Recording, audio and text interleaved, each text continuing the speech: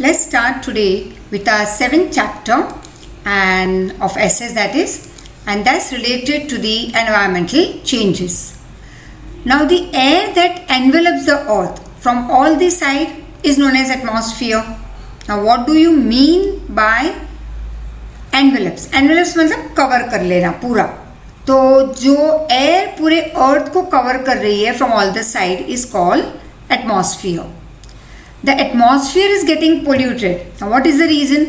तो first of all सबसे बड़ा reason है human activities. अब ये human activities कौन सी हो गई कि हमने हमारे डेवलपमेंट के लिए, हमारे सेल्फिश मोटो के लिए या हमारी ग्रीडीनेस को सेटिस्फाई करने के लिए हमने काफ़ी चीज़ें पोल्यूट करके डाल दी है. क्या क्या हमने स्टार्ट कर दिया? तो इंडस्ट्री स्टार्ट कर ली अपने डेवलपमेंट के लिए, फैक्ट्रीज, पावर स्टेशन, व्हीकल्स, ये तो थोड़े बहुत नाम है यहाँ पे. बाकी बहुत सारी ऐसी ह्यूमन एक्टिविटीज़ हैं जो हमारे एनवायरनमेंट को पोल्यूट करती रहती है. Now the changes that occur in temperature, direction of wind, moisture that is humidity, भेज जो कहते हैं हम, etcetera due to global warming is called environmental change. अब हम देखते हैं कि टेम्परेचर में चेंज आते रहते हैं, कभी बहुत गर्मी और ठंड की सीजन में भी winter also sometime we feel that there is a bit of is like hot some days, right. तो विंटर के वो 4 महीने सारे एक सरीखे नहीं होते. हाँ, ज़्यादा कम ठंड होगी, that's a different thing, but 4 महीने की जगह पे कहीं पे 1 या 1.5 महीना विंटर आ गया. हॉट डेज आर मोर, बारिश हुई तो हुई, नहीं तो नहीं.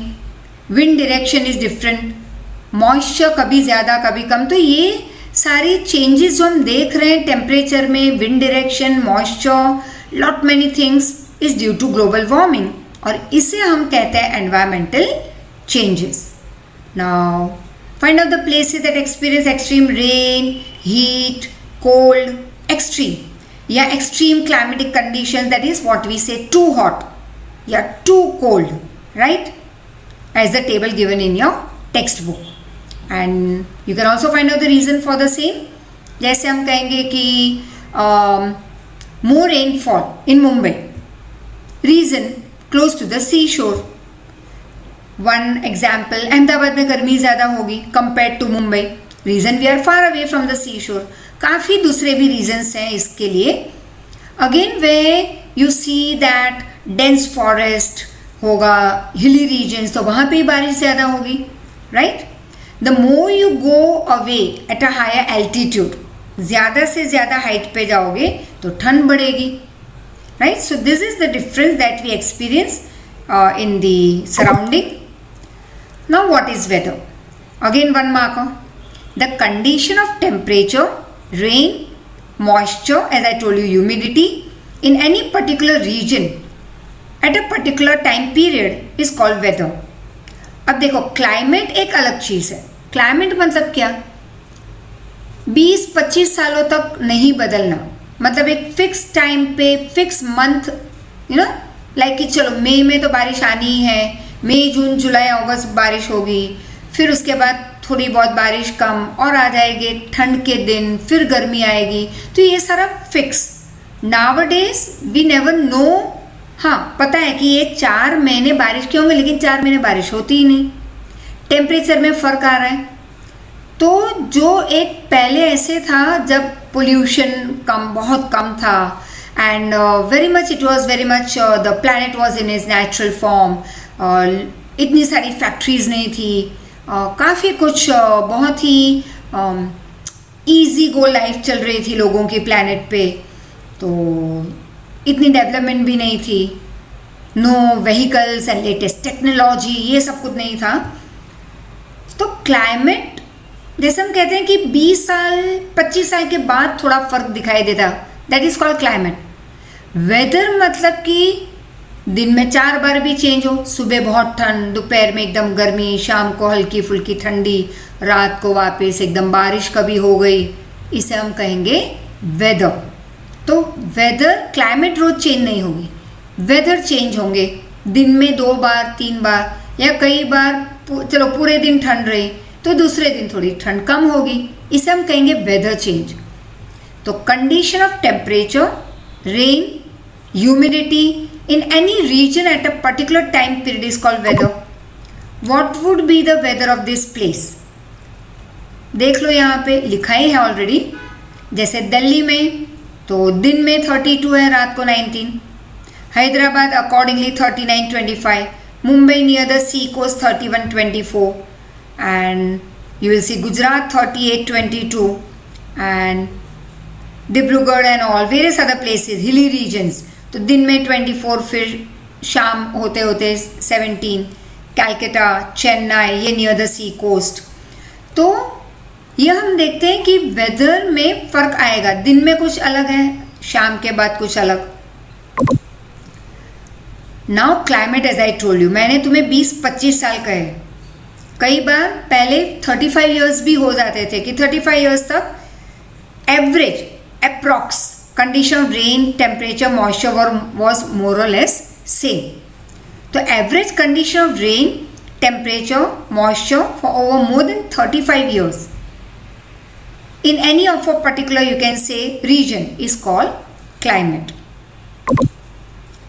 अब green house farming, what is green house farming? मतलब कि कई ऐसी जगह होती है जहाँ पे गर्मी कम होती है, कोल्ड क्लाइमेट रीजन्स, तो वहाँ पे सन की गर्मी कम होती है, they receive less heat from sun. So then what do they do is कि इस तरह का ग्लास के रूफ बना देते हैं जिसमें से सन की हीट पास होगी और इस हाउस के अंदर फार्मिंग होती है। But farming that is they grow plants and all. तो let's see what is it. Vegetables थोड़े बहुत ग्रो कर लेते हैं। अब इसकी भी असर नेगेटिव होती है हम पे। Countries with cold climate receive less heat from the sun. This create problem, मतलब hampers the growth of plants and vegetables. तो अब कम देखो, प्लांट्स को ग्रो करने के लिए क्या चाहिए? काफ़ी सारी चीज़ें, गुड सॉइल, गुड रेनफॉल, तो वो तो चलो मिल जाएगा थ्रू इरिगेशन सिस्टम। सन की हीट चाहिए, वो तो तुम नहीं ला पाओगे। तो जब सन की हीट कम मिलती है तो growth of plants and animals growth of plants and vegetables slows down. That is called, it hampers, it creates problem in the growth of plants and vegetables. Hence arrangements are made to collect, that is accumulate, adequate, that is enough, जितना ज़रूर है उतनी heat collect करते हैं from the sun. Roof is made of either glass or cloth to allow the sun rays to pass through it. Right? Penetrate मतलब pass through, ऐसे arrow बताए गए, इसमें से पास हो रहे हैं अंदर। एंड सस्टेन मतलब maintain the heat inside that house, and this practice is called green house farming. Right, यहाँ पे स्पेलिंग रॉन्ग प्रिंट हुई है, HOUSE। क्लियर?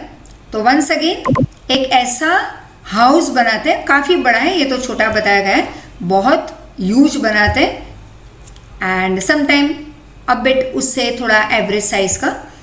अब ये रूफ होगा कपड़े का या ग्लास कांच का, उसमें से सन की हीट पास होगी इजीली और अंदर जो प्लांट्स और वेजिटेबल्स ग्रो हो रहे हैं वो सन की हीट से अच्छे ग्रो होंगे।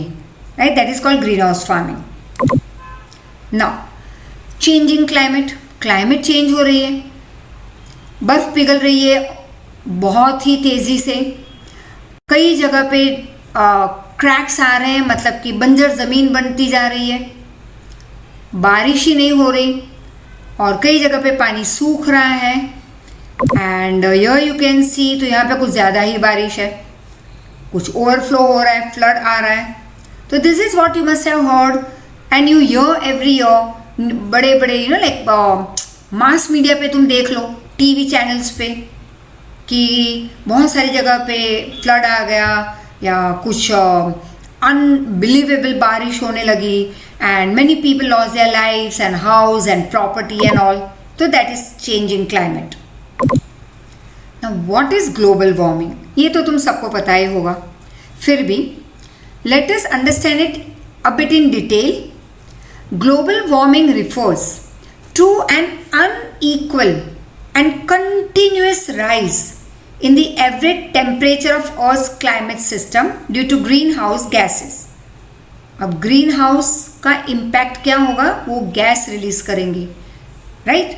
और उसकी वजह से भी हमारे बाहर का जो टेम्परेचर है वो अनइक्वल होता जा रहा है, कंटिन्यूसली वो टेम्परेचर राइज हो रहा है, राइट? तो उसे हम कहेंगे global warming. Part of it occurs when certain gases in the atmosphere entrap, capture UV rays. This effect makes the planet warmer, which then finally reaches to global warming. Once again, spelling mistake. It is warming, nahi, warming. W. Now let's see over here, very clear. जैसे deforestation करते हैं लोग, मतलब कि forest के trees को cut करना, जला देना, तो ये भी रिलीज करेगा कहीं ना कहीं, it leads to global warming. फिर you can see over your, right, the sun rays and then they are absorb by the atmosphere and earth escaping radiation. ये एज ऑफ एटमॉस्फेयर है हमारा. Radiation is absorb by green house gases, oil, petrol engines, CFCs and what not. Just see greenhouse gases and fossil fuels being released. ये सारे gases और जो धुआं और ये सब जो होता रहता है through vehicles and this burning of the wood and all and this big industries जब release कर रही है smoke and all, it leads to global warming, right? News from newspaper. Average increase of 5 degree Celsius in the temperature in west Europe, ये तो कुछ ज़्यादा ही है. On an average temperature increase हो रहे हैं वेस्ट यूरोप में बाय 5 डिग्री, तो गर्मी वो लोग अभी एक्सपीरियंस कर रहे हैं. 14 degree in Darjeeling reaches to maximum 28 in 2009. Snowfall in desert. Mumbai received 942 ml rain in one day. That's in 2005. We still remember it very clearly. We remember कि तब ऐसे हुआ था कि 2005 में जो बारिश हुई थी and it was like unbelievable. And my elder brother's son was that time maybe just about in 6th standard or something, maybe 6th standard I think so. तो उसकी जहाँ पे स्कूल लोकेटेड थी, it was about 15-20 minutes away from our house और near Kandivali highway Bombay में. और exactly उसके school के ऑपोजिट था बड़े high rise towers and all. अब हुआ ये कि सुबह सुबह बारिश स्टार्ट हो गई. अब स्कूल के बच्चे को कई स्कूल वालों ने तो छोड़ दिया कि भाई चलो बहुत, और बॉम्बे में सिस्टम है कि भाई बारिश बहुत, हमारे यहाँ तो थोड़ी बारिश में छोड़ देते हैं या थोड़ी बारिश में बच्चे स्कूल नहीं जाते. वहाँ पे काफ़ी बारिश स्टार्ट हो चुकी थी. स्कूल वालों ने कह दिया ओके फाइन लीव.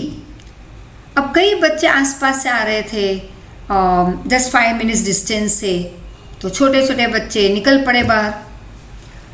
तब तक तो इतनी बारिश बढ़ चुकी थी that the children were literally dragged along with their school bag and water bag, और कहीं पे dead bodies मिली थी आगे जाके उनकी gutters में and all. And this child of my brother, उसने थोड़ा बहुत अपना दिमाग लड़ा लिया and he said that अपने दोस्त के यहाँ चला जाता हूँ exactly opposite the school, जो something 11-12 floor पे रहता था. And he stayed over there for 2 days. And it so happen कि वहाँ पे बहुत सारे you call it chawl system होती है वहाँ पे, मतलब 1 room 1 किचन या जस्ट 1 room 40 सिस्टम कहते हैं वहाँ पे. तो वो सारी पानी से भर गई और लोगों की काफ़ी चीज़ें पानी में बह गई. जैसे we know that we had heard कि कोई किसी एक फैमिली 2 दिन पहले ही शादी में जाकर आए थे, फिर कहा कि चलो थोड़े बहुत जब गहने हैं तो वो बैंक में 1-2 दिन के बाद जाएंगे. कभी ना हमारी आलस से काम कुछ गलत इम्पैक्ट होता है हमारी आलस से भी, तो उसका रिजल्ट कई बार नहीं बहुत बार हमेशा I would say laziness equal to wrong impact, उससे डेवलपमेंट नहीं होती. नाउ दिस फैमिली, उन्होंने शादी से आए, फिर वो जो ज्वेलरी निकाली तो एक पोटली में बांध दिया कपड़े में और डाल दिया अपने, छोटा सा एक रूम था बस, दैट वाज देयर हाउस, और उन्होंने बेड में गद्दी के नीचे रख दिया. That's usually the habit of ladies कि गद्दी के नीचे डाल दो चाबी या पैसे, या फिर भूल जाते हैं. And this is what happened with this family. अब बारिश इतनी तेज आई कि विद इन आई थिंक सो थोड़े ही टाइम में, सोचने का टाइम भी नहीं मिला, and the whole house was dragged away. सारी चीजें यहाँ वहाँ पानी में चली गई. Lots of, is a big story. When we will meet face to face I will tell you. बहुत सारे ऐसे बुरे एक्सपीरियंसेस हुए लोगों को, and it was like very dreadful day, dreadful night. तो that 2005, yes we still remember. फिर Australia में टेम्परेचर इंक्रीज होता जा रहा है, राइट. Sundarban is submerging. अब सुंदरवन मतलब क्या, हमारे अहमदाबाद वाला नहीं भैया. सुंदरवन इज सबमर्जिंग मतलब दिस इज वेयर दी इस जो हम कहते हैं जहाँ पे बहुत सारे ट्रीज ग्रो हुए हैं, and it's like a forest cover and all that submerging in water. फिर reduction of 5 kilometre in Khumbu, snow river of Nepal. कभी सुना है कि नदी का पानी कम हो? उसमें तो हमेशा पानी ज़्यादा ही होता रहता है. But yo reduction of 5 kilometre in Khumbu snow river of Nepal. Ice cap of the size of 3250 square kilometer melts within 35 days in Antarctica. Sources of rivers are drying up. नदियाँ सूख रही है. कभी नहीं सुना ये, लेकिन अब ये हो रहा है, right? Global warming it is. How does Earth get heated? Let's see. The greenhouse gases like carbon dioxide, methane, nitrous oxide, chlorofluorocarbon, CFC, halocarbon play an active role in greenhouse impact. Increase in the proportion of all these gases leads to global warming problem, and one more problem related to change in climatic, that is climatic change. अब global warming और climatic change जैसे बड़े problem की वजह क्या है? All this gases, right. This gases play great role in greenhouse effect. The increase in these gases leads to global warming and climate change. Increase in the temperature by 0.6 degree in the last 100 years. So this is, हाँ हमें क्या लगेगा, oh 0.6, but that's also too great number. Carbon dioxide 64%, CFC 65, methane 10, halocarbon 0.5. Each person in the world releases 4.5 metric tons of CO2, right? 100 years ago, the amount of CO2 was 275 ppm. Today, it is 350. Just imagine it has increased so much in last 100 years. Clear? Now, increased average temperature of Earth in last 150 years. तो temperature तो Earth का बढ़ता ही जा रहा है, day by day. We know that a definite quantity of sugar or salt has to be added in vegetable or tea.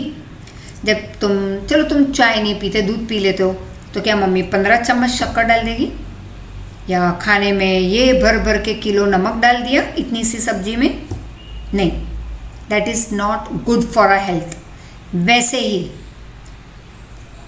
अच्छी एक life जीने के लिए, हेल्दी लाइफ के लिए, एक प्लैनेट को एग्जिस्ट होने के लिए in a proper manner, it needs good and normal temperature. लेकिन जब ये इंक्रीज होता जाएगा तो naturally there will be a blast of. There will be, और already वो हम देख रहे हैं. We would say that coronavirus is like blessing in disguise. Yes, we have learned so many things, emotions and feelings and many other things like I would say technology. और घर में बैठे बैठे कई लोगों ने कितनी सारी चीज़ें सीख ली है. So in a way, don't ever take anything as negative. यार ये कहाँ से आ गया? No, it is a learning process. Somewhere there is some positive hidden behind this dark days, right? ये जो हमारे जो grey days या sad days जो लोग कहते हैं, is actually blessing in disguise. Always take it as a blessing कि कहीं ना कहीं कुछ अच्छा हो रहा है, right? और आगे जाके हम देखेंगे तो शायद 6 महीने के बाद हम ही बोलेंगे थैंक यू कोरोना. बहुत लोग, yes, many people they died. We are sad for them. We really are very sad for those people and we can only pray for them. But कहीं ना कहीं लोगों की लाइफ में काफ़ी बदलाव आया है, फैमिलीज़ में बदलाव आए हैं अच्छे के लिए.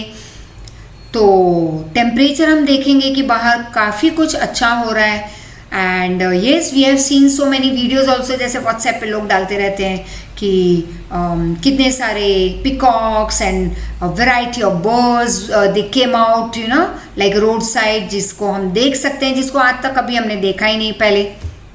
तो एक बाहर पोल्यूशन फ्री एनवायरनमेंट काफ़ी कुछ अच्छा क्रिएट हुआ था. So we know that a definite quantity of sugar or salt has to be added in vegetable or tea. What would happen if we add more sugar or salt? In the same way, there is a balance of proportion of gases in atmosphere.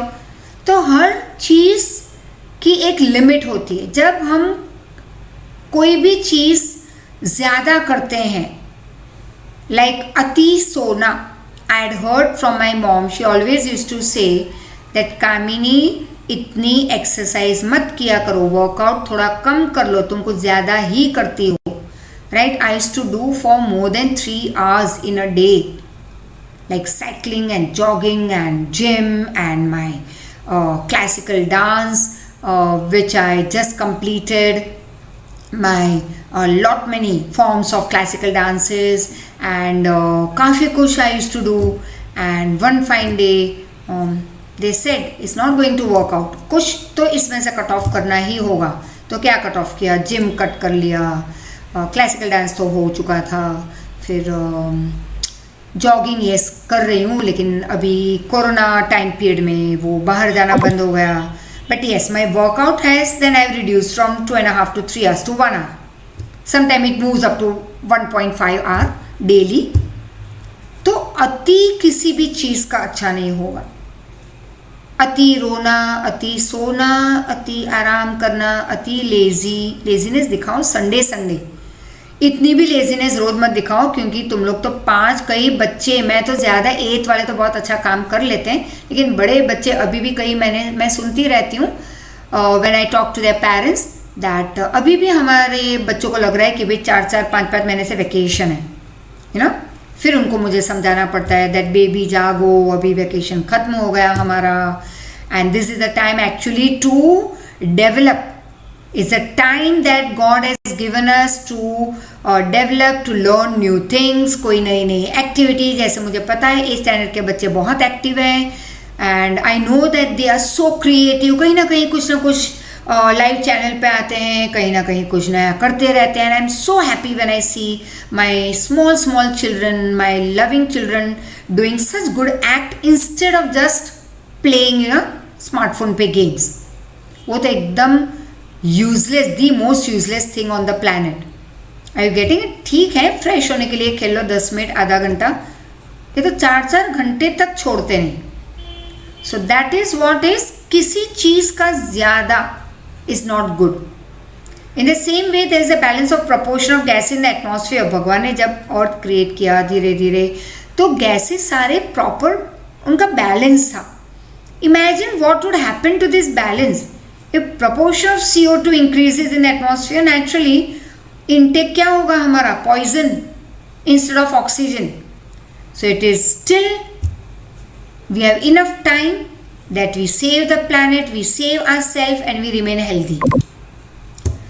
Now place or thing, thermal power station yearly ये उन्होंने यहाँ पे दिया है कि एक साल में proportion of gas released 9 lakh ton.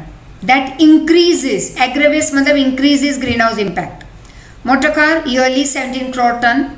AC on an average 2 hours भी अगर तुम चला लेते हो तो 24 hours में 20 to 30 kg. TV 24 hours में 190. Tube light 88. Computer 130. Fridge 920. Right? Fridge तो 24 घंटा हमारा चलता ही रहता है. कंप्यूटर आजकल हाँ ये 4 महीने में कुछ ज़्यादा ही चल रहा है. पहले शायद 2-3 घंटे या 5-4 घंटे चल लेता था, अब तो 8-8, 9-9 घंटे चलता रहता है because of this recording and this and that. At the same time you must be watching your parents also who are doing like work from home वाला जो फैमिलीज हैं, तो उनके यहाँ भी लैपटॉप ऐसे पूरे दिन चलते रहते हैं. So that release is 130, right? So that's very actually bad. Now methane, CH4. The massive increase in methane proportion from 315 ppm in the year 1750, right, to 1764 ppm in the year 2005. अब देखो, was due to the reason listed below. अब ये methane proportion why it increased? First of all, exhaling of animals and metabolism process 14 crore ton release of methane, rice cultivation 15 crore ton, decomposition of biodegradable waste 7 crore ton. So all the things used by human in one day has 80% of the air in it. A man breathes 22,000 times every day. पता है ये तुम्हें? चलो, और एक चीज़ मैंने शायद बताई थी, नहीं बताया तो सुन लो. I think so that yes I have told my 8th standard के बच्चों को कि in a day how many thoughts come to us. और अगर तुम्हें नहीं पता, शायद मैं ना बताया हो, तो अब सुन लो. 60,000 थॉट्स इन वन डे. सोते हैं तब भी हम सोचते हैं. अब when you go to sleep, yes you dream. और ये ड्रीम बहुत कॉमन है, सभी को लाइफ में 2-3 बार तो अब तक की लाइफ में तो आ ही चुका होगा. That you are running and running and running to save yourself from something. तब नींद में भी तुम्हारे हार्ट बीट्स बढ़ रहे हैं. And suddenly you wake up and you are perspiring. Now actually now you are not in dream. तो ये मुझे भी कई बार ऐसे सपने आए थे. अब नहीं आते ऐसे, लेकिन कई बार आए हैं. I remember it. शायद तुम्हें भी आए होंगे, और अगर नहीं तो यू आर वेरी लकी. तो जो सोच हमारी है वो 24 घंटे की है. अब 24 घंटे में 60,000 थॉट्स, इसमें कितने नेगेटिव है? 59,999 नेगेटिव नहीं है सारे, लेकिन बेकार के हैं. जैसे कि your mother when she got married. Now say that you are about 12-13 years. तो मम्मी की शादी को 15 साल example, just example we are taking. अब ये 15 साल में dear mother and poor mother, poor मतलब बेचारी, एक क्वेश्चन तो बार बार पूछती रहती है घर में. सुबह क्या खाओगे, रात को क्या खाओगे, लंच में क्या खाओगे, डिनर में क्या लोगे, ब्रेकफास्ट में क्या बनाओ. अच्छा ठीक है, एक्स्ट्रा नाश्ता क्या बना गए, आज क्या बनाए हम. और जब तुम आए और पढ़ने लगे तो सुबह शाम पढ़ने बैठो. हाय मेरा बच्चा तो पढ़ ही नहीं रहा, पूरे दिन टीवी के सामने रहता है, मेरा बच्चा टाइम वेस्ट ज़्यादा कर रहा है. अब मैं शाम को क्या काम करूं, शाम को क्या खाना पकाऊं. See this thoughts, does it bring any development in the life of that person? No. Maybe I also was the same few years back, 10 years back. But the moment I came to know कि ये 60,000 thoughts में 95-98% वो thoughts हैं जो बेकार हैं. तो आज भी, हाँ, आई एम नॉट सेइंग वो आ जाते हैं बेकार के thoughts, but awareness, flip on to that one positive, capture it. वो एक दिन में 60,000 में एक प्रोग्रेसिव थॉट पास हो रहा है, उसको कैप्चर कर लो. ठीक है, हैप्पी थॉट पास हो रहा है, डांसी थॉट पास हो रहा है, उसको कैप्चर कर लो और उस हैप्पीनेस के थॉट को एंजॉय करो. तो second thought also full of enjoyment, third also enjoyment, fourth also enjoyment. धीरे धीरे धीरे आदत पड़ जाएगी अच्छा सोचने की, प्रोग्रेसिव सोचने की, in place of hatred, jealousy, anger, laziness etcetera. ठीक है, तो अब हम मम्मी से क्या कहेंगे? हमारी चिंता मत करो, तुम्हें जो पकाना है पकाओ, हम सब खा लेंगे क्योंकि हम अच्छे बच्चे हैं. और हमारी पढ़ाई की चिंता मत करो क्योंकि आज से हम और ज़्यादा अच्छे बच्चे बन जाएंगे और अच्छे से पढ़ाई करेंगे. तो mamma, you enjoy your life. Tell that to your parents, specially your mother, right. बेचारी 24 घंटे 24/7 शी इज़ वर्किंग. तो now pity her and tell her to relax and enjoy her life the way she wants and not the way how you want her to live a life. Are you getting it? ठीक है, चलो आगे बढ़ते हैं. तो कितनी बार सांस लेते हैं? 22,000 times.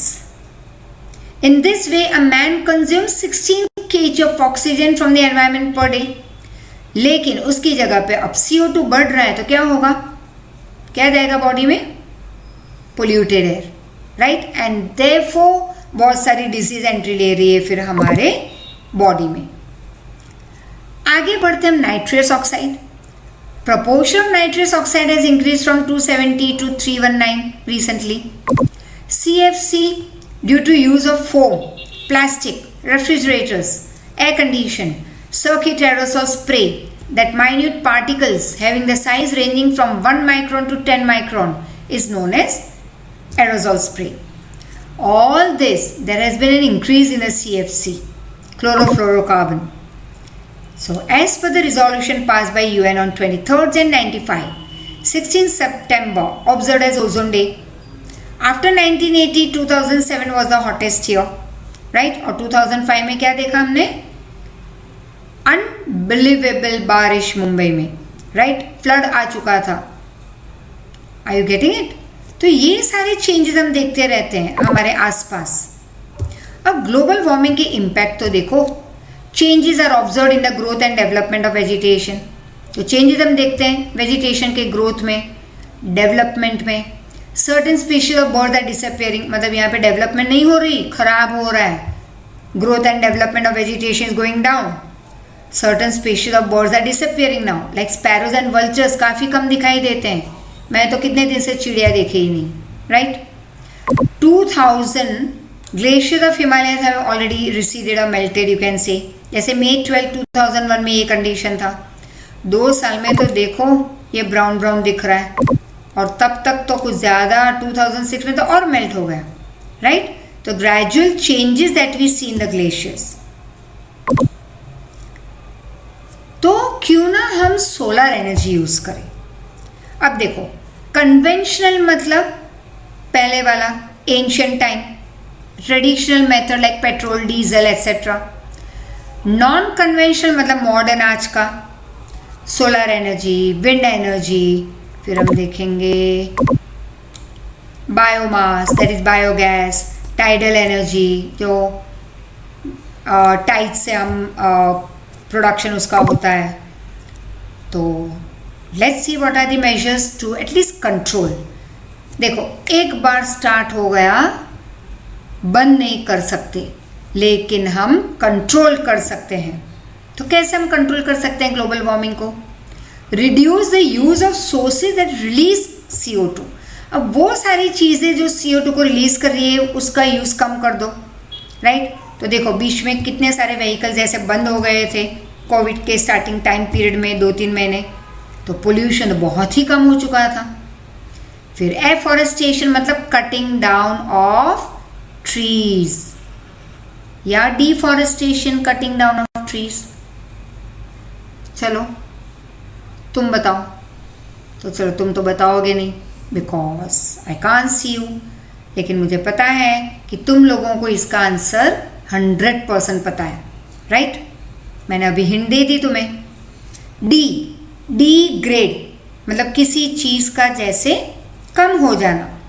डिफॉरेस्टेशन मतलब फॉरेस्ट का डिस्ट्रक्शन करना. ट्रीज, पूरे फॉरेस्ट को काट नहीं डालना, लेकिन फॉरेस्ट के ट्रीज को धीरे धीरे धीरे कट करते रहते हैं अपने इंडस्ट्रीज़ के लिए, या ट्राइबल लोग जो रहते हैं उस एरिया में, they cut down the trees for their maintaining their life and all. तो काफ़ी रीजंस हैं.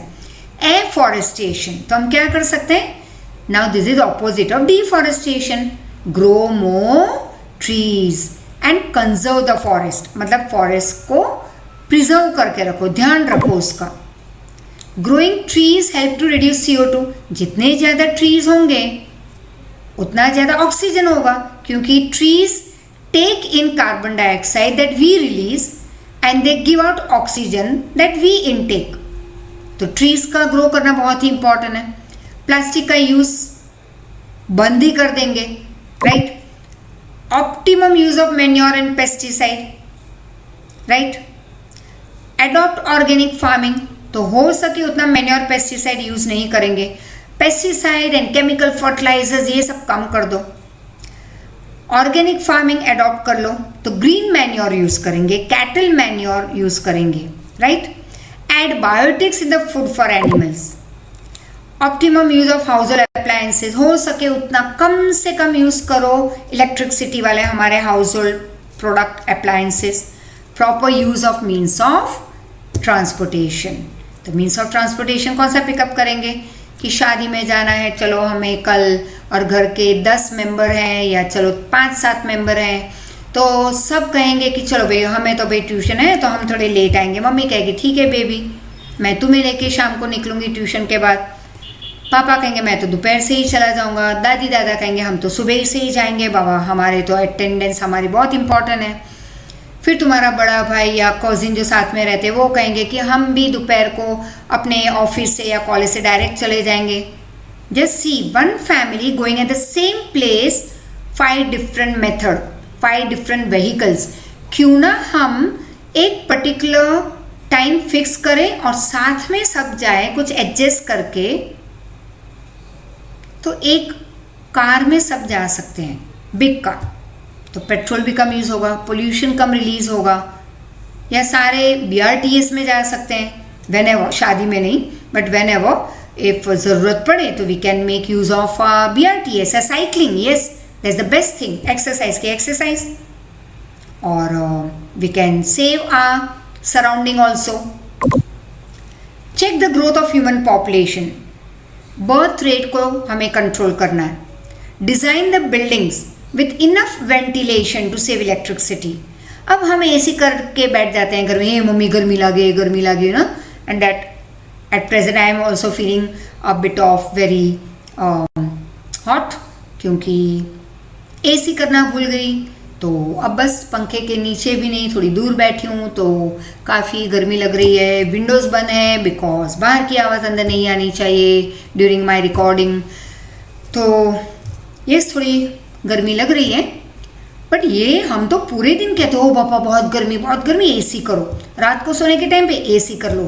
Y can't we have a good ventilation वाला घर बनाए, या ऐसा ले जहाँ पे बहुत सारा वेंटिलेशन हो और big Windows and all, and then you can open the window and just have your fresh air. तो इलेक्ट्रिसिटी भी सेव हो जाएगी. Increase the use of eco-friendly papers, right? And grow plants and trees around your house. Make optimum use of natural resource. Use petroleum product judiciously, मतलब carefully. Use water carefully. Practice rainwater harvesting. Rainwater harvesting मतलब अब जो bungalows में रहते हैं, अब तो rain water harvesting सारे नए बिल्डिंग में कंपल्शन है बाय द गवर्नमेंट, बट जिनके बंगलोज या टेनेमेंट है तो टेरेस पे काफ़ी पानी भर जाता है. एक बहुत बारिश हो गई तो एक दिन की, तो वो पानी एक एक आउटलेट में से रास्ते पे चला जाता है, वेस्ट हुआ वो. We can at least connect that hole with a pipe, और वो पाइप डायरेक्टली जाए अंडरग्राउंड टैंक या अंडरग्राउंड डायरेक्टली छोड़ दो उस पाइप को, तो at least underground water level will rise. और अगर टंकी रखी है नीचे तो वो पानी बाद में भी हम यूज़ कर सकते हैं गर्मियों में टू क्लीन द व्हीकल्स या water the plants and all. तो that is called rain water harvesting. Increase the use of CNG and non conventional मतलब modern sources of energy like solar energy, wind energy, tidal energy, etc. Now, what kind of residence should we have to protect ourselves from effect of increasing temperature?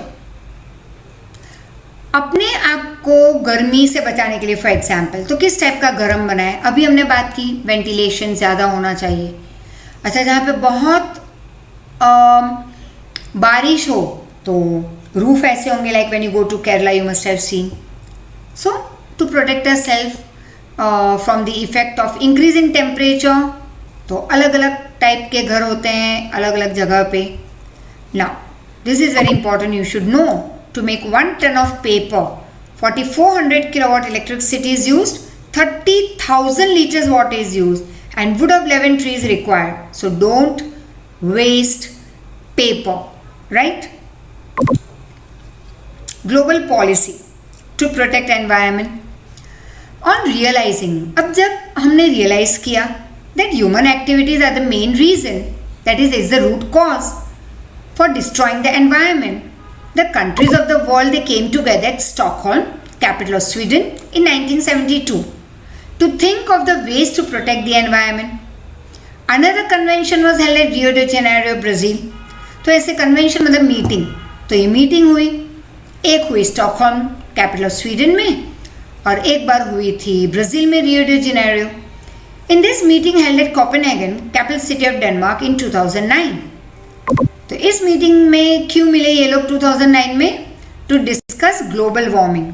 It was observed that the developed nations are not accepting carbon cut. Carbon cut मतलब develop countries कह रही थी कि अगर हम carbon cut करें, मतलब कि इंडस्ट्रीज के आवर्स कम कर देना, ट्रांसपोर्टेशन थोड़ा कम कर देना, या use of pesticides and chemical fertilisers या coal and mineral oil and petrol diesel, develop countries ना बोल रही थी कि हम कार्बन कट नहीं करेंगे तो इससे क्या होगा, पोल्यूशन बढ़ेगा. लेकिन डेवलपमेंट उनको स्टॉप नहीं करनी थी, उनको डेवलपमेंट रिड्यूस नहीं करनी थी, तो कार्बन कट के लिए उन्होंने एक्सेप्ट नहीं किया. And the developing Nations were increasing pressure for the reduction of emission of green house gases. और इंडिया जैसी डेवलपिंग कंट्रीज क्या कहती थी कि भाई ग्रीन हाउस गैसेज का जो रिलीज हो रहा है वो रिड्यूस करो आप. It was decided to give support of $100 billion for the development of developing nation. अब तय किया गया कि डेवलपिंग कंट्रीज को $100 billion दिए जाए डेवलप करने के लिए. इन this meeting 59 research papers from 45 countries were presented, and through it the leaders of the world were made to think seriously regarding the changing climate. फिर तो सर्वे किया गया, रिसर्च हुए, पेपर सबमिट किए गए from 45 countries.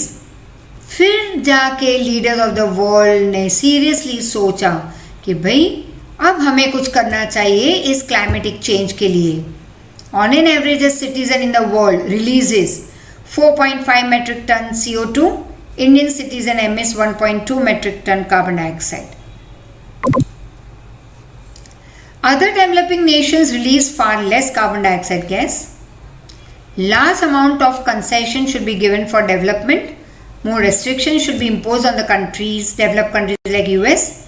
As an average American emits 20.6 metric ton carbon dioxide. इसका मतलब ये नहीं कि हम हमारी जो सांस बाहर जो हम रिलीज कर रहे हैं, you know, we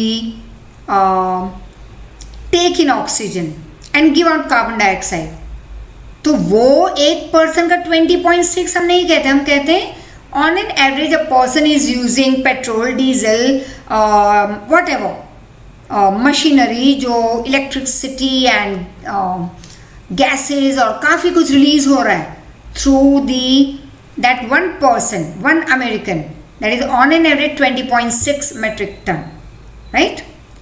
So we stop over here, and I hope you have understood.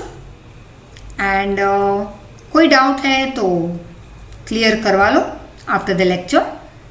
And yes, I know कि कई बच्चे अभी भी मंडे टू मंडे का होमवर्क ऑन टाइम सबमिट नहीं कर रहे.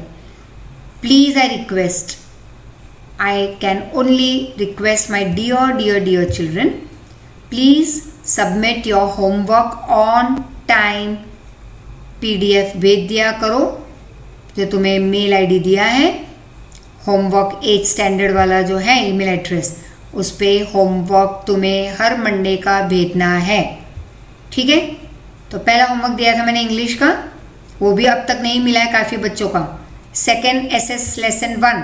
So please submit it as soon as possible within a day. Thank you so much. Take care. Thank you. So apart from this, I would also wanted to say कि कहीं पे पहले के जो हमने चैप्टर्स किए वहाँ पे भी अगर कोई प्रॉब्लम आ रही है तो go through and please give us a call so that your doubts can be easily solved. Thank you so much. Take care. And be helpful very much to your parents.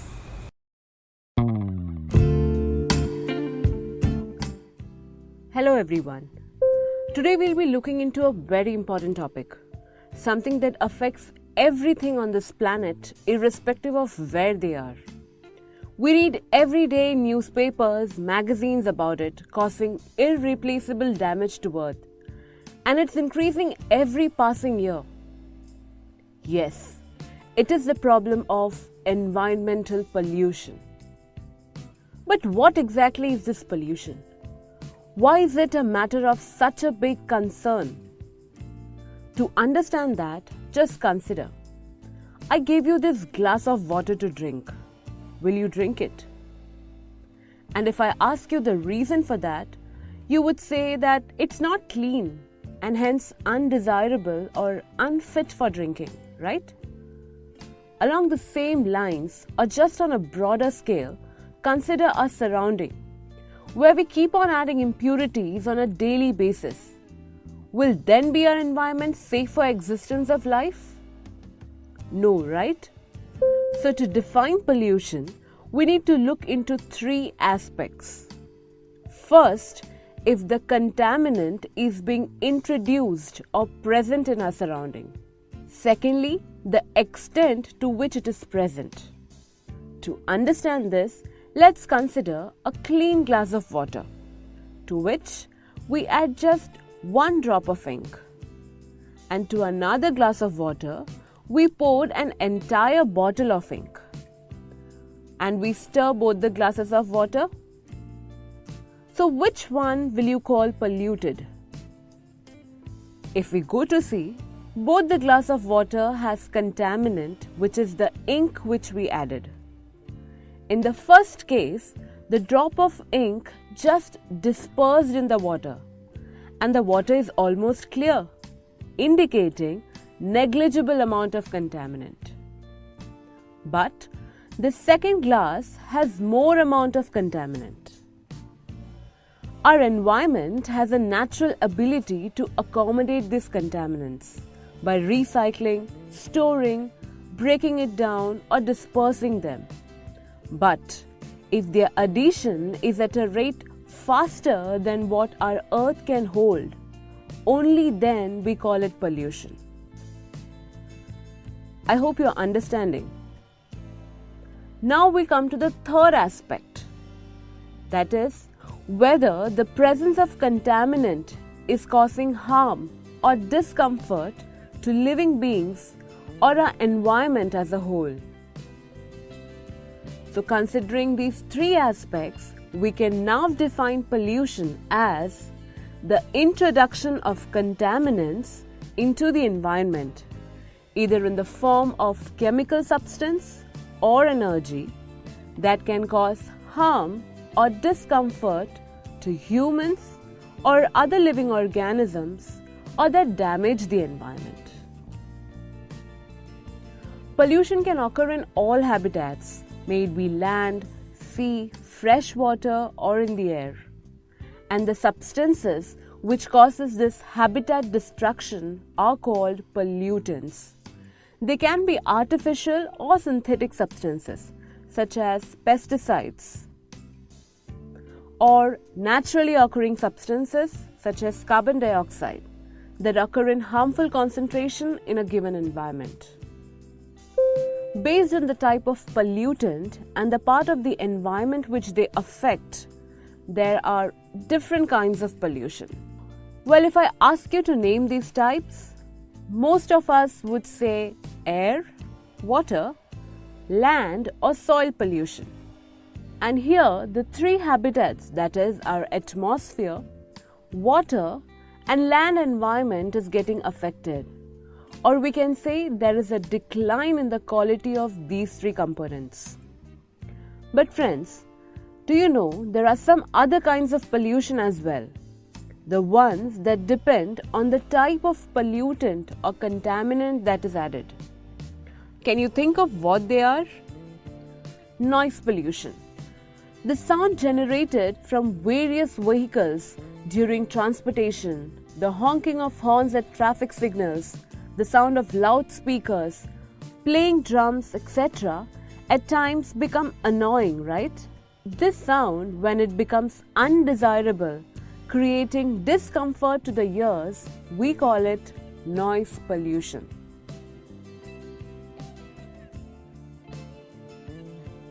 Thermal pollution occurs when water bodies are degraded in terms of altering their temperatures. This especially occurs in thermal and nuclear power plants, where large amount of water is used for heating and cooling purposes, and they are released into natural water bodies. Light pollution. You might be wondering, how can light be a form of pollution, right? Light pollution occurs due to lengthened and excessive use of artificial light, such that it results in brightening of the skies at night.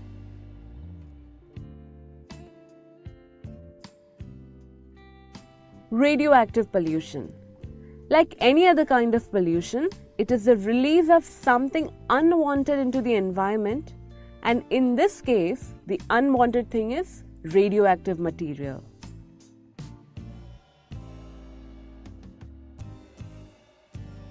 Friends, don't worry. We'll be studying the individual types of pollution in detail in our upcoming sessions. And one thing we must note here that each type of pollutions may come from different sources and may have different consequences. But the ultimate result of all these is environmental degradation. They all have harmful effects on life and environment.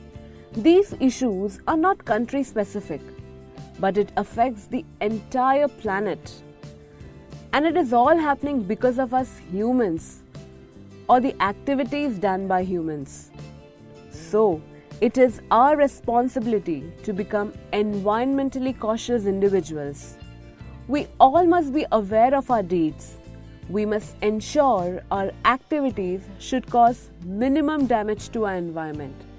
Only then we can ensure sustainable development. So that's it for today. For our further sessions on environmental pollution, please stay tuned with us. If you like this session, give us a thumbs up. And don't forget to subscribe to Let's Tute. Till we meet the next time, keep watching, keep learning. Thank you. Global warming and greenhouse effect. Earth, the third planet from the Sun. The only planet having a vast diversity of life forms.